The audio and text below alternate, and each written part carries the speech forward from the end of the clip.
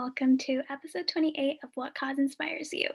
I am your host, Alina, and today I have with me Anika Shah. Alicia Gupta, my friend and fellow Humanity Rising ambassador, launched the What Cause Inspires You podcast as a way for students to share the service they're doing in their communities. We encourage youth who are making a change to improve the world to speak up about their stories and become a leader in the movement. Anika Shah is a sophomore government major on a pre-law track at the University of Texas at Austin. Anika's passion for student-led activism first began in 2018 after witnessing the atrocities of the Marjory Stoneman Douglas school shooting, which compelled her to act. More recently, she is a founding member of the Southlake Anti-Racism Coalition, a coalition dedicated to creating tangible and sustainable anti-racist changes in her local community. She's hoping to inspire generations of changemakers. We are recording this presentation and it will be posted shortly on YouTube, Spotify, and Apple Music. Be sure to check out www.humanityrising.org and sign up for our email newsletter to keep updated with all the podcast links. Anika, it's so exciting to have you here with us today. Thank you so much for joining us, and I'm sure everybody listening is ready to learn more. So are we ready to get started? Yes, for sure. Thank you so much for having me. Yeah, no problem. I know from what I've read about you, you are really extremely passionate about gun violence prevention, and honestly, it's so amazing to see that. So let's start off with, when did you first gain that passion for activism, and was there a specific situation that triggered the passion for you? Yeah, for sure.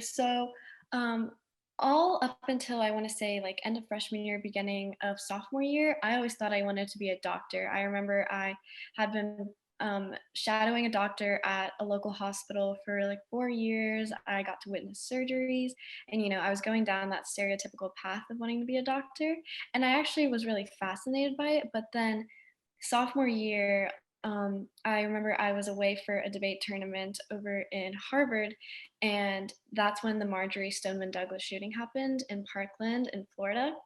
And I think ever since that event occurred, my whole worldview just changed, my passions changed. And that is when I kind of gained a passion for activism and wanted to take part of like nationwide change and make sure all these changes are being implemented. Right. Yeah, I know in recent years the topic of gun violence prevention has become so much more relevant because of the frequent shootings that we've been seeing occurring in schools and like other public places. But I think the Stoneman Douglas shooting was definitely a tragic incident that I vividly remember as well. So it was just very scary news. And as a high school student, you feel like you could have been in that situation, or your classmates could have been in the situation, and I'm sure many other students, parents, or like listeners can agree that it was an extremely just terrifying moment in American history. But one thing that did come out of it are activists like you who are passionate and want to bring change and reform to the platform. So I would love to know just a little bit about your work that you've done on gun violence prevention. Yeah, sure. So, as you mentioned, we all really vividly remember the events of the Stoneman Douglas shooting. So, that's exactly what kind of sparked me to want to take action in the first place. I remember a friend and I, we were talking about it. And after the shooting had happened, a lot of nationwide movements had arose. So, I remember like there was a national walkout day that was being planned for everyone in the country from high school. But our high school was going to be on spring break during that time. And so we realized that we had to do something about this because we couldn't just sit back and do nothing, especially in the area that I live in where these type of issues are very prevalent.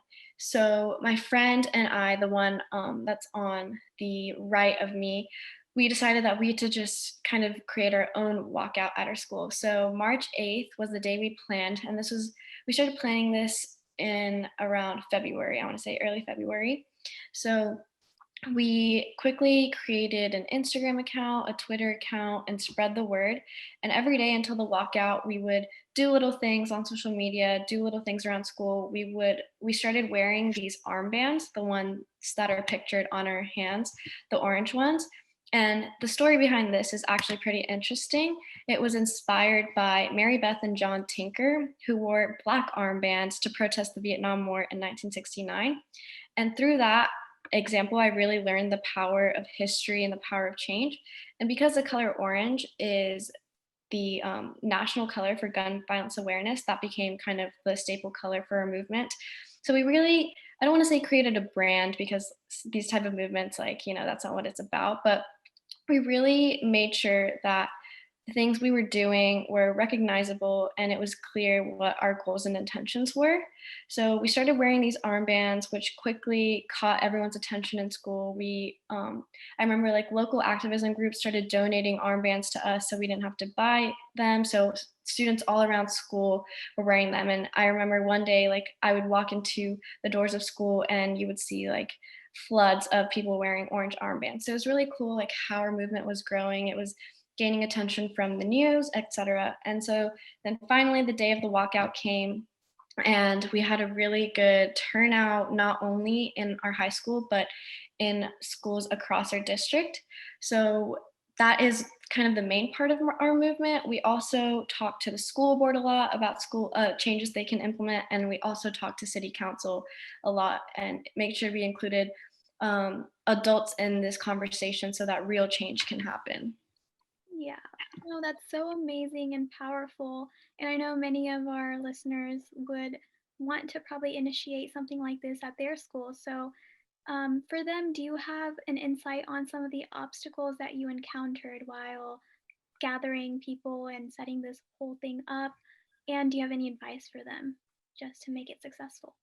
Yes, absolutely. So organizing is actually pretty difficult. It's a big challenge, but if you set your mind to something and if you're passionate about it, I believe that you can get it done.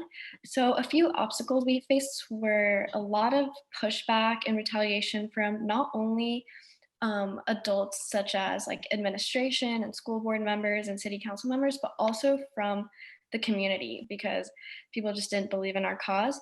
So my advice for that is just to overcome, like make sure you know what your goals are and why you're doing it, and don't let, like as I say, like don't let the haters stop you. Like really don't, because it can be really challenging. In fact, like after the movement happened, me and my friend who planned the whole thing were actually receiving death threats. But like people like are not always going to like what you're doing, but as long as you believe in the right thing and you're creating this much needed tangible change, then you should keep pursuing the change. So that's one of the main obstacles we faced. And then also, I think organizing these types of things require a lot of organization and maturity. So a lot of our conversations were with like admin members and people of authority. So you have to make sure that you can really stay mature in those conversations, outline your goals clearly, and get everyone on board so that it doesn't turn out to be ineffective. Yeah, that's great. And one thing you said that stuck with me is don't let the haters stop you. But I know, like, no matter what you do, I feel like there's somebody that's going to be there to say something about it, you know?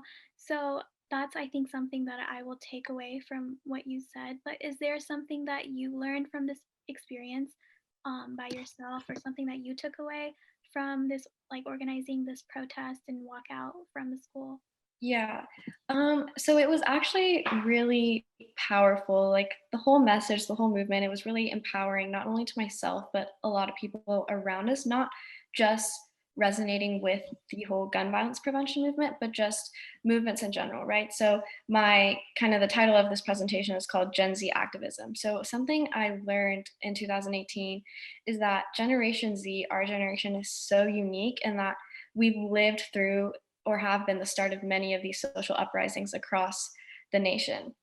And really we've like grown up in a generation of school shootings. So it's like fitting for us to be the ones to like take action. And also a lot of the perpetrators of gun violence are our age, unfortunately.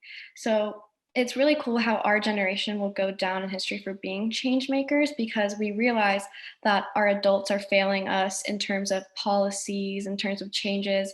And so we are really the only ones that can step up and make these changes.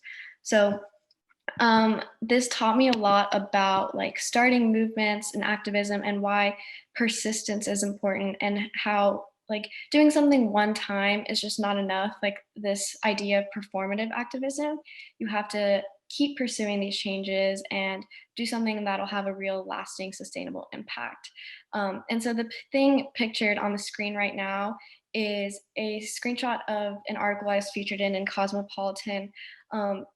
So yes, we did gain a lot of media attention, and I think that just feeds in the whole into the whole thing I was talking about how it's a nationwide movement, and it was so cool how we were one of the millions of organizers that were doing something like this for one common goal. So it was really cool.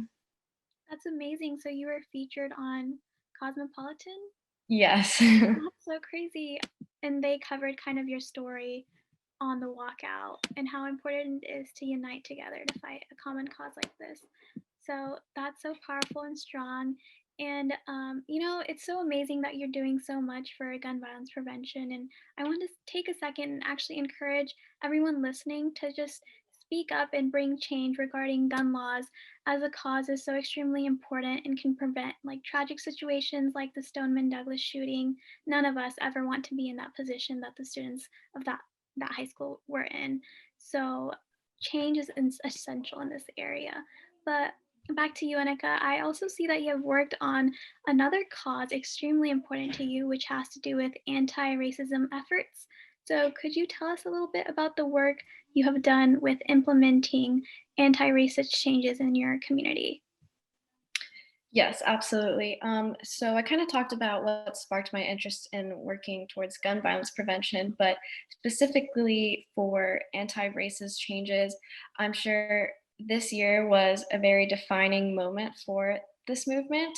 After the death of George Floyd, a lot of citizens took to the streets to protest police brutality and racism that ruminates in America. So I was also inspired to do the same. And since then, I, along with a lot of other students in my community, we began a group in our hometown dedicated to kind of rid our community and rid our schools of the discrimination that exists here. And so we started that by creating an Instagram page. It's called Southlake ARC, Anti-Racism Coalition. And with that, we started accepting anonymous testimonials of the racist incidents that students have faced in school and kind of other forms of discrimination. And so our page quickly started catching wind of a lot of adults in our community, a lot of other students. It inspired people to speak up, submit their own stories. And after that, we started working on kind of a 20-page demand letter to send to the school district of how they can make necessary anti-racist changes in our community and in our schools. And so since then, we've just been working on that. There's been a lot of pushback, a lot of backlash, a lot of updates on this movement, but that's kind of how we started our whole fight for anti-racist changes. Yeah, that's amazing. And I also see that let me share the picture real quick. Can you talk a little bit about this experience with you on the media again? Um, how was that, and what message are they trying to put across to their audience? Yes, so after our movement gained a lot of momentum, a lot of news stations wanted to cover our movement, and we were also hoping to inspire other surrounding districts to do the same. So this is me on the news reading one of the testimonials. It's not my own, but reading one of them. And it was really cool because our district's inaction and complacency was really harmful to our movement and to other students for generations. So by doing this, we were hoping to kind of place pressure on our district to take action. I'm so proud that all your work is being recognized and your voice is being heard. So that's amazing. As a brown female minority myself, I can relate to the fight with discrimination that many of us minorities experience. So I'm so glad you're the one putting the voice out for many minorities. And I know it takes so much effort to be heard, and the confidence and power to get out there and do things like this. So, while you were taking all these initiatives, were there any obstacles that you faced with that? Yes, so again, kind of the same thing. Lots of retaliation and pushback, not only from the school board, but also from adults in our community. They just didn't believe that anti-racism education was something that belongs in our schools. They didn't think that systemic racism is a thing. They still don't. So this movement actually gained a lot of pushback than our last one, and it's been really unfortunate to see how people don't want to prioritize the livelihoods and the safety of people who don't look like them. And so that's one of the main obstacles we faced. But like I said before, we can't let the haters stop us, because if that were true, then change would not be possible. So, Right. yes. Yes. Lastly, I would like to know, I know you're in college, so how are you implementing activism in your daily life throughout college and just how you're moving along with your workload and how are you making time for it right now? Yeah, for sure. Well, first of all, as I said, thank you for having me on this. But in speaking for this podcast, I'm hoping to just inspire more people, because it's my belief that each movement inspires the next. Like I said, back in 2018, one person decided to have a national walkout day, and it turned into a nationwide movement. So I'm hoping to inspire more people and share my experiences, share my passions, and hopefully continue this domino effect and empower more people to take action in their communities. But as far as college, one of my favorite quotes is, if you do what you love, you never work a day in your life. So, really, like, passion is my favorite thing. So, I will always make time for the things I'm passionate about. And specifically, there's still work happening on the end of SARC, but I'm currently director of this agency at my university called the Women's Resource Agency. So that's where we advocate for women and non-binary individuals on campus. So that's another thing that's keeping me busy. And I love just being able to help people, help minorities, help underrepresented groups, help marginalized groups. So that's another way of what I'm doing right now. And yeah, being able to talk about these, I'm just hoping to inspire all future generations of Americans and advocates for much needed policy change. That's amazing, and I'm so happy with the work you're doing. Yeah, I can see the passion clearly through the things that you have accomplished, and I hope our listeners take from this and start causes, contributing to causes of their own, and also follow your tips and advice on how to get started with that as well. So you can contact and connect with Anika through an email. Her email is anika.shaw@utexas.edu and also on Instagram at anikashah04. We will also be attaching these contacts in our YouTube description of the podcast in case anyone has further inquiries or wants to get involved.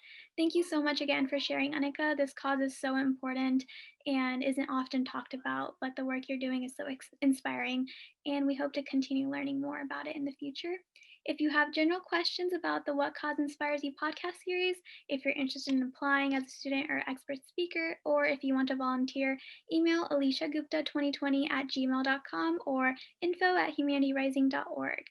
Be sure to follow our Instagram and Facebook pages to stay updated with our scholarship opportunities, future podcasts, and events at humanity.rising and at What Cause Inspires You.